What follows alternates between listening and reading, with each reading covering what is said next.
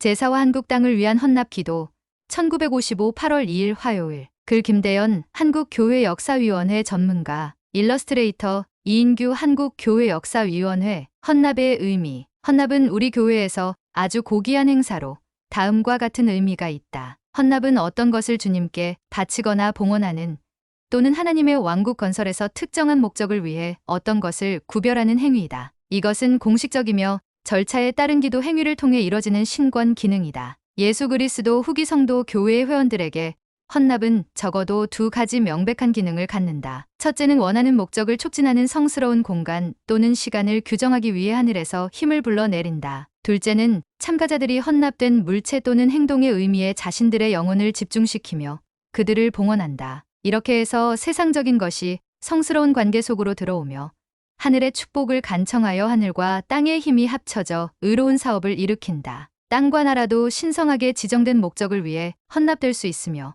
때로는 2번 이상도 가능하다. 1841년 10월 24일 올슨 하이드 장로는 감람산에 올라 유대인의 귀환과 성전 건립을 위해 팔레스타인 땅을 헌납했다. 이제까지 32개의 국 및 대륙이 복음 전파를 위해 헌납되었다. 올슨 하이드 장로의 성지 헌납 1841년 회복의 시대의 초대 12사도 중 하나였던 올슨 하이드 장로는 1841년 2월 13일에 미국을 출발하여 몇 달간 영국에서 체류한 후 네덜란드와 독일, 터키와 레바논을 경유해 10월 21일 우여곡절 끝에 지친 몸을 이끌고 팔레스타인에 도착했다. 그는 감람산에서 아래를 내다보며 이렇게 말했다. 내가 지금 내려다보고 있는 이 도시가 정말로 죄와 가증함으로 가득하여 구주의 마음을 슬프게 하고 그분의 눈에서 연민의 눈물을 흘리게 한 그 예루살렘이란 말인가. 외로이 서 있는 저 올리브 나뭇가지의 잎들이 부드러운 미풍에 하늘거리는 기드론 계곡 사이의 저 조그만 땅이 악마의 권능이 불멸의 구속주에 고귀한 주변을 온통 지옥의 깜깜한 암흑으로 휩싸이게 한 바로 그 겟세마네 동산이란 말인가. 때가 찬 시대의 교회사 종교교육원 교재 237쪽 10월 24일 일요일 그는 잠자리에서 일어나 성문이 열리자마자 기드론 계곡을 지나 감람산의 한적한 곳에서 성지를 공식적으로 헌납하는 기도문을 작성했다. 그 중에는 다음과 같은 내용이 포함되어 있다. 이 땅의 불모 상태를 없애주시고 생수의 샘을 여시어 메마른 대지에 물을 주시며 이 땅의 힘을 입어 포도나무와 감람나무가 그 열매를 맺으며 무화 과나무가 꽃을 피우고 번성하게 하옵소서. 때가 찬 시대의 교회사 종교교육원 교재 제18장 12사도의 선교 사업 237쪽 올슨 하이드 장로의 헌납 기도 전문은 History of the Church 제사권 456에서 459쪽에 수록되어 있다. 1955년 헌납 당시의 한국당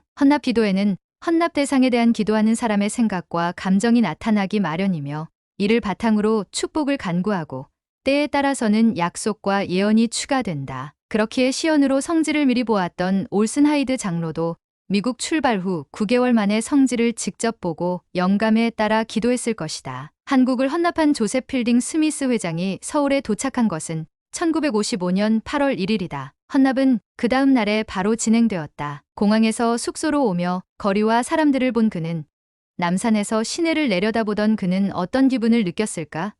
그가 본 것은 전쟁이 남긴 폐허 더미와 고된 삶에 지친 사람들이었을 것이다. 한 논문에는 당시 한국의 경제 통계가 다음과 같이 언급되어 있다. Economic Cooperation Administration 미국 경제협조처 필자주의 1950년 10월 보고서에 따르면 전쟁 개전 후 4개월간 몇몇 주요 산업의 파괴 비율은 화학공업의 경우 70%, 농기계 산업 40%, 섬유산업 70%, 고무산업 10%였다. 한국교통부의 통계를 보면 철도 46.9%, 교량 1453곳 총 49km, 가옥 60만 채, 도로 1656개가 파괴되었다. 인용된 보고서는 개전 후 고작 4개월 동안만을 언급한 것이다. 전쟁이 그 이후로 2년 반이 넘게 이어진 점을 고려하면 이런 통계 수치는 빙산의 일각으로 거의 모든 생산시설과 생활터전이 무너진 것으로 봐야 한다. 1950년 6월 25일부터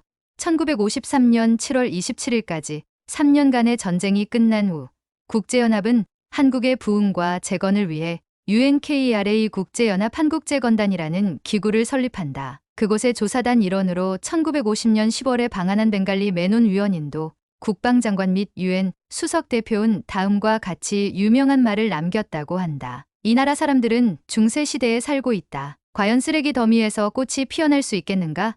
전쟁에서 미군과 국제연합군을 총지휘했던 메가더 장군조차도 이 나라에는 희망이 없다. 이 나라는 100년이 지나도 복구되지 않을 것이다 라고 말했다고 한다. 위 인용처 스미스 회장은 이런 참혹한 전후 상황을 직접 보고 또 여러 사람에게서 그런 정보를 분명히 들었을 것이다. 하나님의 선지자는 과연 어떤 축복과 약속이 담긴 헌납 기도를 드렸을까? 이 땅을 위한 헌납 기도. 위에서 인용한 백과사전이 출판된 1992년 당시까지 헌납된 국가는 32개 국인데 거기에 한국도 포함된다. 1954년에 해롤드 B. 리 회장이 한국을 방문한 후 교회 본부는 한국을 복음 전도를 위해 헌납하기로 결정했고 12사도 정원회의 스미스 회장이 임무 지명을 받았다. 그는 한국으로 와서 8월 2일 화요일에 서울 남산에서 이 땅을 헌납했다. 그렇다면 스미스 회장은 2년 전까지 전쟁을 치렀던 이 폐허를 둘러보며 어떤 축복을 남겼을까? 하이드 당로의 헌납처럼 기도문을 남기지는 않았을까?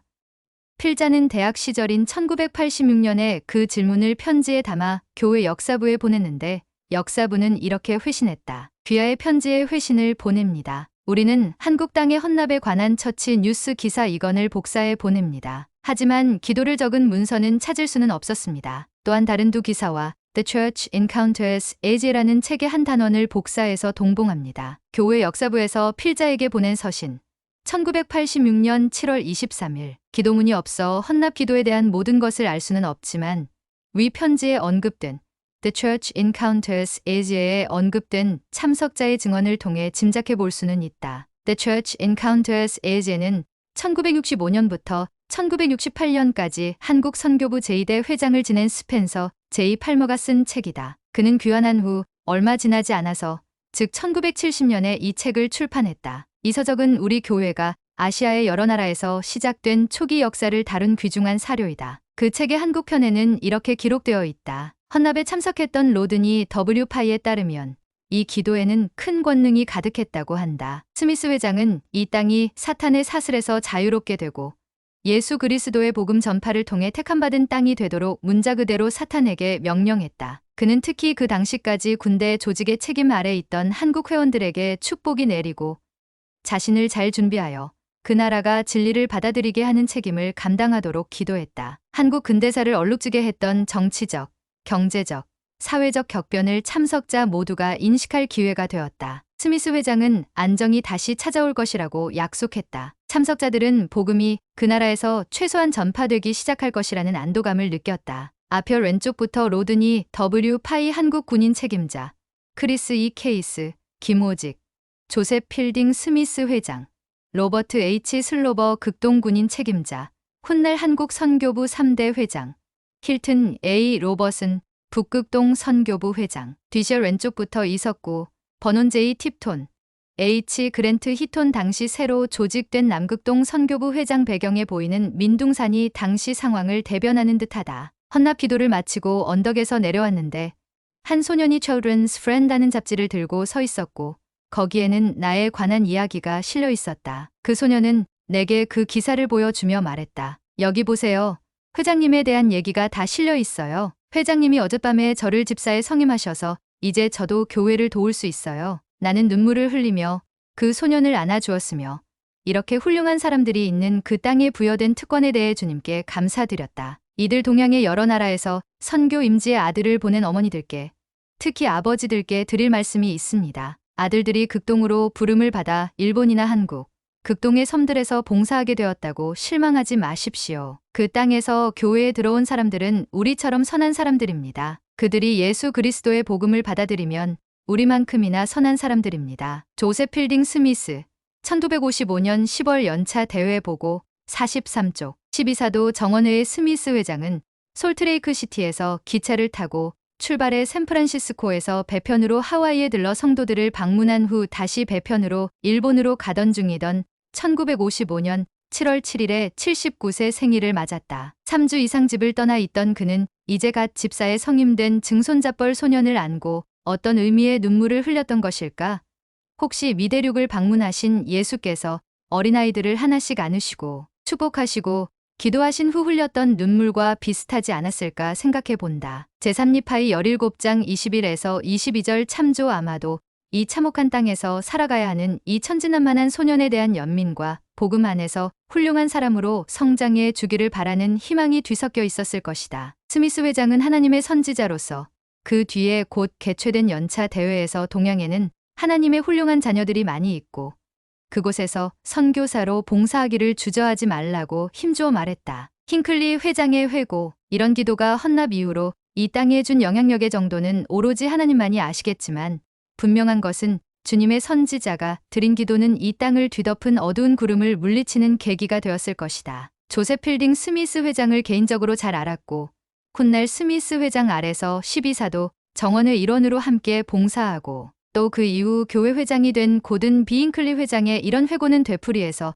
음미해 볼 만한 가치가 있다고 생각된다. 저는 1960년부터 한국을 방문하였습니다. 약 50년 동안 한국에서 교회의 사업이 진행되는 사이 저는 45년간 한국을 오갔습니다. 여러분, 지금 제 머릿속으로는 그런 것들을 포함한 많은 기억이 스쳐 지나가고 있습니다. 한국 주민들은 몹시 가난했습니다. 이 세상에서 최악이라고 할 만한 상황에서 살고 있었습니다. 저는 낡은 피아노를 운반할 때 사용하는 껍데기 안에서 살던 사람들도 보았습니다. 그런데 지금은 모두가 변했습니다. 하나님이 여러분을 축복하셨습니다. 여러분 때문에 주님께서 이 땅을 축복하셨습니다. 그리고 이 나라를 안전하게 지켜주셨습니다. 평화와 우리의 안락을 주셨습니다. 이 나라를 위해서, 이 나라의 의로움을 위해서 이러한 것들을 허락하셨습니다. 저는 온 마음을 다해 그 축복이 성도들이 복음을 생활화했기 때문에 온 것이라고 믿습니다. 그리고 이 백성들은 보호받을 것입니다. 앞으로 더한 고통이 오더라도 보호받을 것입니다. 헌납 50주년 한국 대회에서